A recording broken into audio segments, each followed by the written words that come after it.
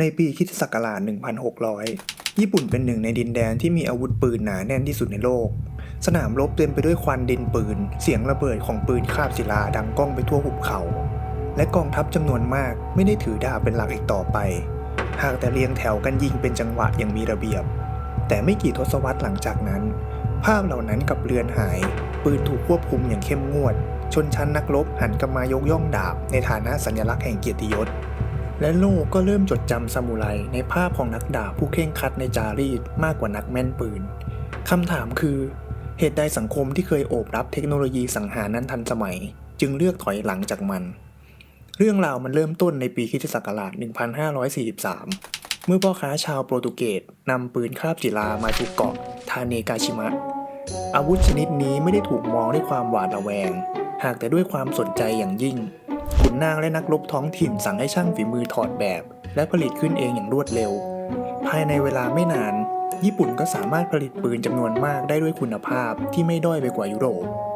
เทคโนโลยีถูกปรับให้เข้ากับสภาพอากาศและรูปแบบสงครามของท้องถิ่น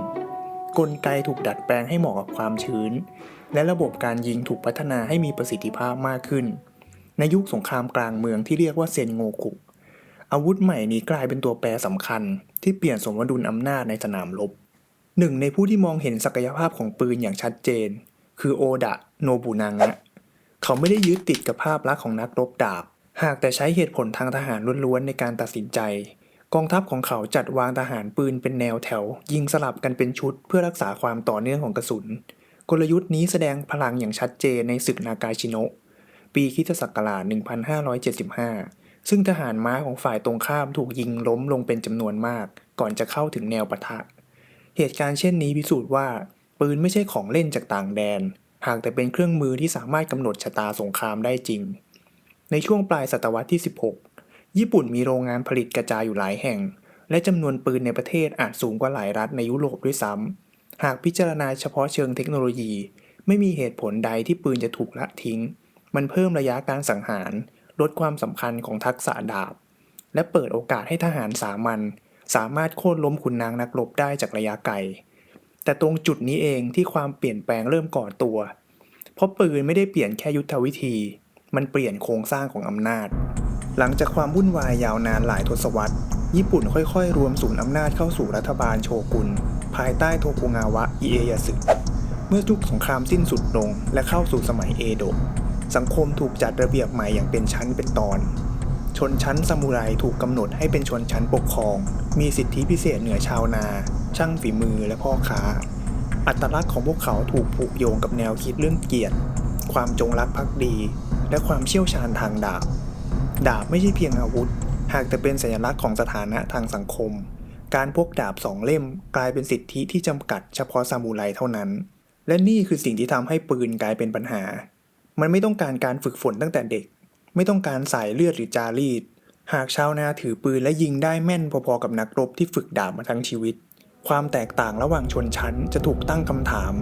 ยิ่งในยุคที่รัฐบาลต้องการความสงบและการควบคุมมากกว่าการขยายดินแดนอาวุธที่เพิ่มศักยภาพการลุกฮือย่อมถูกมองด้วยสายตาระแวดระวังนโยบายของรัฐบาลเอโดะไม่ได้ประกาศว่าห้ามใช้ปืนโดยสิ้นเชิง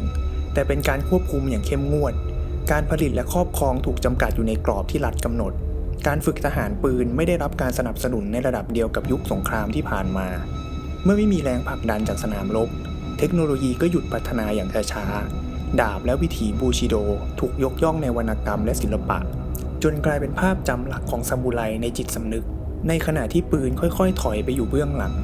การปิดประเทศภายใต้นโยบายซาโกกุยิ่งตอกย้ำทิศทางนี้การติดต่อโลกกับภายนอกถูกจำกัดอย่างหนักความก้าวหน้าทางอาวุธปืนในยุโรปที่พัฒนาไปสู่ปืนลำกล้องเกลียวและระบบจุดชนวนที่ซับซ้อนไม่ได้ถูกนำเข้ามาอย่างต่อเนื่องญี่ปุ่นยังคงใช้ปืนคาบศิลารูปแบบเดิมต่อไปอีกยาวนานจนกระทั่งเรือของแมทธิวเพอร์รี่ปรากฏตัวในศตวรรษที่ 19 พร้อมเทคโนโลยีทางทหารที่ก้าวล้ำกว่าอย่างเห็นได้ชัดเหตุการณ์นั้นทำให้ญี่ปุ่นตระหนักว่าการหยุดนิ่งทางเทคโนโลยีมีราคาที่ต้องจ่ายอย่างไรก็ตามรัฐบาลโชกุนต้องการเสถียรภาพมากกว่าประสิทธิภาพทางการรบเมื่อไม่มีศัตรูจากภายนอกที่กดดันการรักษาลำดับชั้นทางสังคมและการควบคุมประชากรกลายเป็นเป้าหมายหลักอาวุธที่ทำให้การสังหารง่ายขึ้นและลดคุณค่าของการฝึกฝนนั้นยาวนาน ย่อมไม่สอดคล้องกับอุดมการณ์ที่รัฐต้องการส่งเสริมดาบในยุคเอโดะจึงเป็นมากกว่าอาวุธมันเป็นสัญลักษณ์ของระเบียบความภักดีและความต่อเนื่องทางวัฒนธรรมซามูไรจำนวนมากไม่ได้เข้าสู่สนามรบอีกต่อไปหากแต่ทำหน้าที่เป็นข้าราชการนักบริหารและผู้ดูแลพื้นที่การยึดโยงกับจารีตช่วยสร้างความชอบธรรมให้กับบทบาทใหม่ของพวกเขาปืนซึ่งเคยเป็นเครื่องมือแห่งความเปลี่ยนแปลงกลับกลายเป็นสิ่งที่ไม่สอดคล้องกับภาพลักษณ์นี้เมื่อมองย้อนกลับไปการลดบทบาทของปืนในสมัยเอโดะไม่ได้เกิดจากความไร้เหตุผลหากแต่เป็นการตัดสินใจที่สอดคล้องกับบริบททางการเมืองและสังคมในขณะนั้นญี่ปุ่นเลือกเส้นทางของความมั่นคงภายในมากกว่าการแข่งขันทางอาวุธกับโลกภายนอกในช่วงเวลาหนึ่ง